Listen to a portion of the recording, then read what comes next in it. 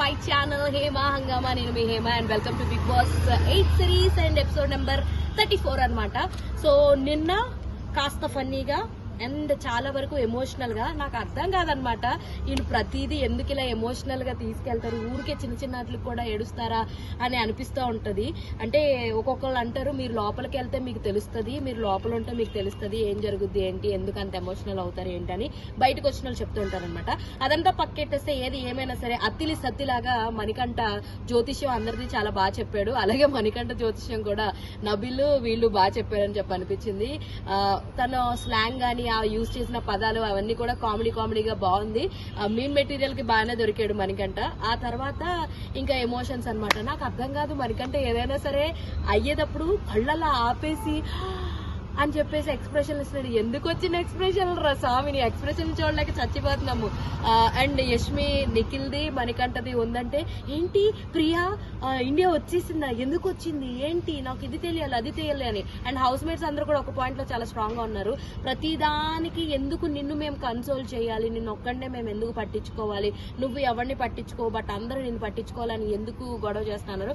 Obviously వాళ్ళు అన్న point కూడా నిజమే కదా అన్న ఫీలింగ్ అయితే నాకు కూడా వచ్చింది చూస్తున్నప్పుడు.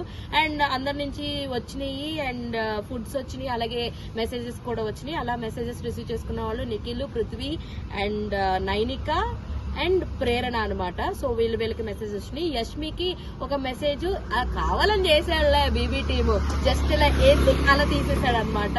దానికి కూడా పాప సెంటిమెంట్ ఫీల్ అయ్యింది. సో మొత్తానికి నిన్నటి ఎపిసోడ్ అలాగైంది. అండ్ ఆ తర్వాత మళ్ళీ ఎవరైతే మిస్ అయ్యారో వాళ్ళందరిది పెట్టి సో ఎవరో ఒకరికి ఇచ్చే స్కోప్ ఉందంటే అప్పుడు విష్ణుప్రియ వచ్చి నేను సెకండ్ వీక్ నుంచి నాకు ఏం రాలేదు, కుదిరితే నాకు తీసుకోండి అని చెప్పగానే అందరూ యాక్సెప్ట్ చేసి విష్ణుప్రియ తీసుకున్నారనమాట.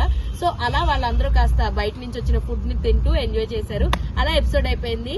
అంటే నాకు మొత్తం ఎలా అనిపించింది అంటే కాస్త అంత ఫన్, బోలెడు ఎమోషన్స్. వీళ్ళకి ఊరికే అంటే చేస్తున్నా ఇంకెంతలే 2-3 రోజులు అయిన తర్వాత జుట్టు పట్టుకుని కొట్టుకోవడానికి వైల్డ్ కార్డ్ ఎంట్రీలు వస్తాయి అనమాట. సో మొత్తానికి మిడ్ వీక్ ఆదిత్య ఓం వెళ్ళిపోయినా ఇలా పెద్ద ఫరక్ ఏం పడలేదన్న ఫీలింగ్ అయితే నాకు వచ్చేసింది. సో అది నిన్నటి ఎపిసోడ్ లో వీడియో అనమాట. నిన్న వీడియో అనాలిసిస్ గానీ రివ్యూ గానీ అదే. సో మరిన్ని ఇంట్రెస్టింగ్ అండ్ మోర్ వీడియోస్ కోసం మీరేం చేయాలి, ప్లీజ్ డూ ఫాలో హేమా హంగామా.